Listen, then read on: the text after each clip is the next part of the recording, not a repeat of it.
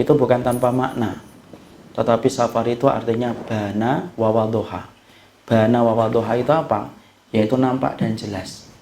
Artinya kita ini kemudian Masya Allah, kita ini tidak akan pernah kemudian mengetahui karakter jelas seseorang sampai kita safar sama dia. Makanya pada zaman dulu Umar bin Khattab itu kalau mendapati ada orang bersaksi tentang seseorang, fulan itu begini. Umar bin Khattab nanya balik, hal safar tamahu, kamu pernah safar nggak sama dia? Nggak pernah. Kadzabta, kamu pembohong, kamu dusta. Orang itu tidak diambil lagi kesaksiannya. Kalau kemudian Umar bin Khattab kemudian mengatakan fulan begini. Kemudian Umar bin Khattab tanya, hal safar tamahu, safar pernah dia sama dia? Pernah. Baru kemudian ditanya secara detail untuk ditabayun. Di situ kita paham karakternya seseorang itu kelihatan jelas ketika safar. Orang itu akan kelihatan sabarnya, suka berkeluh kesah, suka kemudian mementingkan dirinya sendiri, semuanya kelihatan kapan? Ketika di dalam safar. Makanya disebut dengan safarun bana wa wadduha, sesuatu yang sifatnya nampak dan jelas. Tuh, ada maknanya. Kenapa kemudian uang di dalam bahasa Arab itu kok dinamakan dinar? Nah, kita kan banyak tidak tahu dinar. Padahal ternyata ada maknanya. Kenapa uang itu di dalam bahasa Arab dinamakan dinar? Karena diambil dari dua kata, dinun wa narun. Dinun itu artinya adalah agama, narun itu artinya neraka.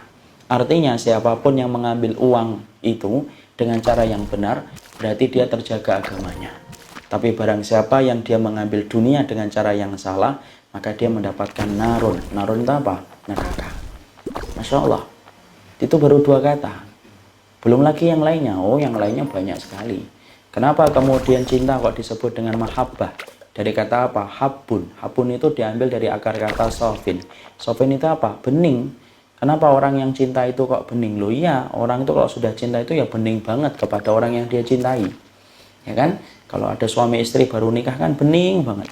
Ya, kemudian ketika istrinya cerewet, enggak apa-apa, Masya Allah. Instrumen terindah yang pernah saya dengarkan. Ya, kalau kemudian suaminya hitam, enggak apa-apa. Yang penting manis. Selalu tampak baik, selalu tampak bening. Kenapa? Sebagaimana cinta. Makanya kalau kita cinta sama Allah kok tidak bening memandang syariatnya Allah, berarti kamu belum cinta sama Allah. Masya Allah. Itu kalau saya jelaskan satu persatu kata-kata, habis sampai besok pun tidak selesai. Jadi kita harus membahas kamus aja nanti.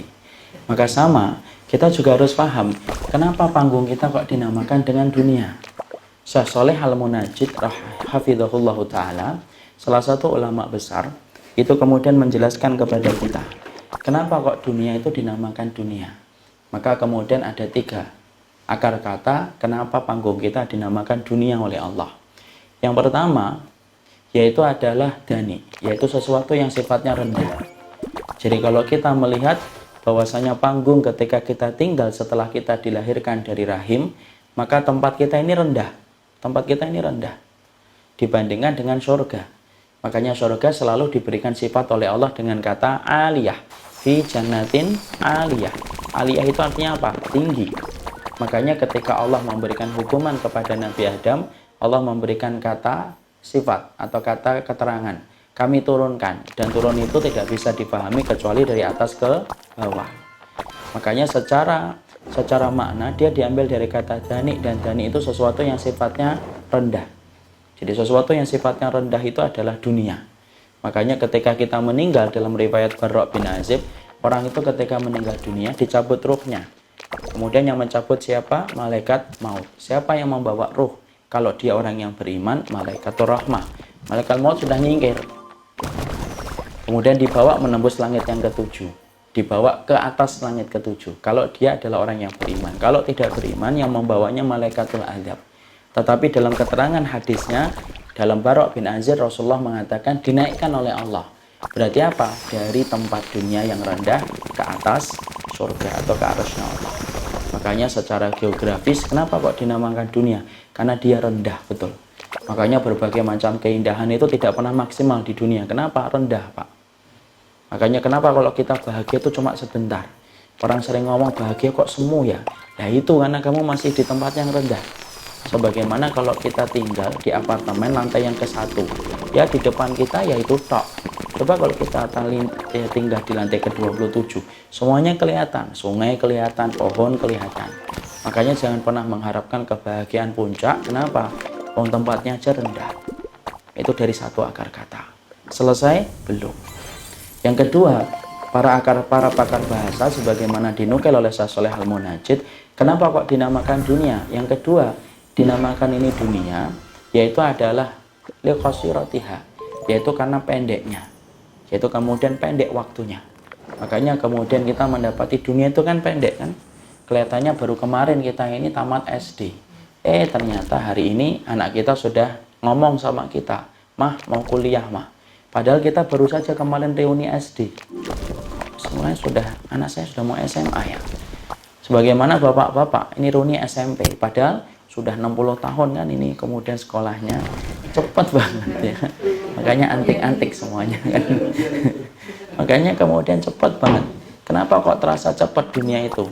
Ya terasa cepat dunia itu ya kemudian karena memang waktunya pendek. Cepat dicepatkan oleh Allah. Makanya satu hari berbanding 50.000 tahun di waktu di akhirat. Makanya sangat pendek. Makanya sampai-sampai di dalam salah satu surat Allah, yaitu di dalam surat Al-Ahqaf, Allah kemudian menyebutkan orang-orang ketika berada di dalam neraka, mereka mengatakan apa? Lam yalbathu illa sa'atam min naharim balagh. Loh ya Allah, kami dulu di dunia itu cuma dari waktu pagi menjelang duha. Padahal waktu yang paling cepat itu apa? Pagi menjelang duha. Cepat banget. Kita bangun, mandi, sarapan, kemudian pergi. Tahu-tahu sudah jam 9. Tahu-tahu sudah jam 10. Cepat. Beda dengan malam kan. Kalau malam terasa panjang. Makanya para pujangga sering berkata apa? Malam terasa panjang. Tapi tidak ada kan ngomong pagi terasa panjang. Tidak ada. Karena memang waktu yang paling terasa cepat itu waktu pagi. Dan Allah memberikan sifat kata dunia itu apa? Asyiyatan au duhaha. Asyiyah itu waktu menjelang duha. Dari habis subuh itu namanya asyiyah. Kemudian duha. Dan itu Allah kemudian katakan apa? Yaitu saking pendeknya waktu ketika kita di dunia. Terlebih lagi ketika di akhir zaman, kita akan mendapati 1 tahun kayak 1 bulan, 1 bulan kayak 1 pekan, 1 pekan kayak 1 hari, 1 hari kayak 1 jam. Baru kemarin deh kita kemudian Ramadan. Kita sudah di Jumadil Akhir. Bentar lagi Rajab, Syaban, Ramadan. Kenapa kok demikian cepatnya Ustaz? Ya karena memang begitu. Sebagaimana namanya diberikan oleh Allah. Dinamakan panggung kamu itu panggung dunia. Karena kamu harus paham. Panggung kamu namanya dunia karena pendeknya waktu yang Allah putarkan ketika kamu berada di dunia itu. Itu yang kedua. Yang ketiga, para pakar bahasa lalu mengambil kata dana'ah. Dana'ah itu apa? Dana'ah itu sesuatu yang sifatnya rendah, tapi hina. Sesuatu yang sifatnya hina. Itu namanya dana'atun. Kenapa dunia itu dinamakan dana'atun? Karena sesungguhnya dia sifatnya hina. Makanya kemudian ketika Umar bin Khattab radhiyallahu anhu melewati tong sampah bersama dengan teman-temannya. Teman-temannya kemudian menutup hidung. Lalu kemudian Umar bin Khattab berkata, 5. Kenapa kamu tutupi hidung kamu? Hadhihi dunyakum allati tahrusuna 'alaiha. Ini loh dunia yang dulu kalian cari-cari dan uber-uber itu ini. Sembari beliau menunjuk kepada tong sampah atau tumpukan sampah yang dilewati oleh beliau bersama teman-temannya. Makanya dinamakan apa? Dunia. Diambil dari kata dana'ah. Mungkin kita bertanya, kok bisa sih dunia dikategorikan dengan hina? Ya iya. Dibandingkan dengan kenikmatan surga yang nanti kita rasakan ketika kita menjadi penghuninya, sesungguhnya dunia itu hina dibandingkan dengan surga. Kalau perumpamaan gampangnya itu gini, perumpamaan gampangnya itu adalah sebagaimana perumpamaan gampangnya, ingat nggak kita dulu ketika kecil? Ketika kita kecil itu kalau kita waktu kecil, kita selalu menganggap permainan yang kita pengen beli itu adalah hal yang paling penting. Kalau kita SD, masih ingat, dulu kita mintanya apa? Mobil-mobilan itu loh yang kalau ditarik ke belakang, dilepas ke depan. Itu sudah menganggap top-topnya permainan saat itu. Dan ketika kita minta, kita rela bergulung-gulung di atas pasir. Supaya kemudian dibelikan sama bapak kita. Kemudian diberikan janji, tidak mau, pokoknya hari itu harus beli. Atau masih ingat nggak kemudian anak-anaknya dulu? Kalau saya dulu, itu sempat ngetren itu. Kaos kemudian di belakangnya ada sayap kayak Superman. Itu ketika lagi ngetren, Masya Allah, setiap anak pingin punya kaos kayak gitu. Tapi coba kalau kita sudah kuliah, sudah dewasa, sekarang sudah jadi orang tua, ngeliatin mobil kita itu mikir, ya Allah, cuma gini doang kok dulu sampai muter-muter ya. Kalau ibu-ibu itu biasanya masak-masakan itu yang dari plastik gitu ya. Senang banget dulu. Kalau pas minta itu tuh Masya Allah, nggak bisa dikatain besok ya, nggak mau sekarang. Kenapa kita sekarang sudah menganggap itu sekarang tidak penting? Ya karena kita sudah punya yang lebih besar daripada itu. Ngapain mobil-mobilan? Mobil beneran aja punya kok. Ya sama. Makanya kenapa dunia itu dinamakan dengan danaa, sesuatu yang hina. Karena nanti akan berasa hinanya itu nanti. Ketika kita sudah berada di surga, baru kelihatan, loh, dunia itu semacam ini toh. Tidak ada apa-apanya dibandingkan dengan kenikmatan surga apabila kita menjadi salah satu penghuninya. Makanya Masya Allah, diambil dari akar kata itu akhirnya kita paham. Ternyata dunia itu secara waktu dia singkat, secara geografi dia rendah, secara hakikat dia hina. Makanya Masya Allah kalau kita kemudian hidup di atas muka bumi ini, ya harusnya kita menganggap dunia itu ya sebagaimana ketika kita di bandara. Tidak pernah kemudian kita yang namanya di bandara pengen tinggal di bandara, nggak pengen lah. Ya, walaupun kemudian di bandara Singapura kamar mandinya lebih baik daripada kamar saya tidak pengen tinggal di bandara Singapura. Saya pengennya ke Bekasi, kota nan indahnya insya Allah. Kenapa? Karena sesungguhnya itu cuma bandara. Ada nggak orang yang di bandara kemudian terlalu asyik, kemudian karena ada wifi gratis, ada AC, kemudian ayo itu sudah dipanggil, enggak saya tinggal di sini, nggak ada.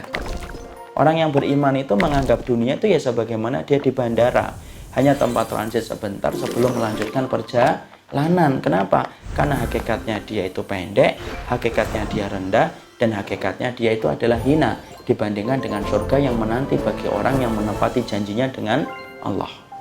Nah, disitulah yang menjadikan akhirnya kita paham dunia itu tempat kita meninggal, bukan tempat untuk tinggal. Makanya jangan kemudian terlalu betah, supaya kemudian kita mampu melanjutkan perjalanan berikutnya, perjalanan menuju kepada kampung akhirat kita. Tempat kembalinya kita yaitu adalah di akhirat bersama dengan para nabi dan para rasul bagi orang yang menepati janjinya dengan Allah. Nah, kita ini harus kembali loh. Kenapa? Karena kampung asal kita itu adalah surga. Makanya orang yang berhasil balik ke surga, dialah orang yang mengetahui jalan pulang. Tapi siapapun manusia yang tidak bisa balik ke surga, berarti pada dasarnya dia tersesat dan tidak mengetahui jalan pulangnya kembali. Kenapa? Hakikat manusia itu asalnya dari surga. Makanya sampai-sampai Imam Ibnu Qayyim itu mengatakan, kalau orang dari surga kemudian menjalani hukuman di dunia, kemudian tidak bisa balik ke surga, berarti dia itu lebih buruk daripada keledai. Kok dimisalkan dengan keledai Ustaz? Ya iya, beliau mengatakan keledai itu Pak, walaupun keledai itu selalu disebut dengan kategori sifat-sifat yang negatif. Keledai itu kan disebut dengan hewan yang bodoh, pandir, tapi ternyata ada kelebihan keledai itu. Apa kelebihan keledai itu? Kelebihan keledai itu kalau kita bawa dari kandang, kita bawa muter-muter berapa kali, bahkan ratusan kali belok, keledai itu ingat. Nanti kemudian ditinggal, biarin aja, nanti dia akan ngerti jalan pulang. Itu keledai, walaupun kita membawanya tengah malam, kata Imam Ibnu Qayyim. Kok saya tidak tahu? Iyalah, nggak punya keledai kok. Ya kan, kambing aja alhamdulillah banget punya. Ini keledai, karena kemudian para ulama ngerti tentang keledai, karena mereka hidupnya sama keledai orang Arab itu. Kalau mereka tidak punya kuda, belinya apa? Keledai. Maka kemudian Imam Ibnu Qayyim dengan apik beliau menjelaskan, kok kemudian ada manusia tidak ngerti jalan pulang, itu berarti lebih parah daripada keledai. Karena keledai aja dibawa keluar kandang tengah malam, berbelok-belok sampai puluhan kali, keledai itu ngerti jalan pulang. Sama kalau bahasa kita tuh kucing. Kucing kan gitu kan? Saya masih ingat tuh di waktu saya SD. Ya, terus sambil bicarain kucingnya. Ini contoh aja. Jadi saya masih ingat gitu ketika kemudian kucing gitu disuruh buang ibu. Sana nak buang kucingnya. Saya buang kucing itu. Di tengah perjalanan ketika mau pulang ketemu teman ngobrol. Udah habis ngobrol panjang lebar saya pulang. Ibu saya buka pintu. Dari mana nak? Buang kucing. Bener. Kemudian ditunjuk tuh kucingnya. Di bawah meja sudah balik. Padahal saya aja belum balik. Itu contoh saja. Bahwasanya manusia itu saya dan bapak, saya dan ibu. Maaf ya, kedudukan kita ini sama. Dulunya kita dari surga. Makanya siapapun yang dia balik kembali ke surga, dia ngerti jalan pulang. Tapi siapapun orang, kemudian dalam kehidupan ini, kok nggak ngerti jalan pulang, maaf loh, berarti kita lebih parah daripada keledai, di mana keledai aja ngerti jalan pulang. Makanya tadi di situ kita paham, dunia itu secara geografis rendah, secara waktu dia pendek, kemudian secara hakikat, maka dia itu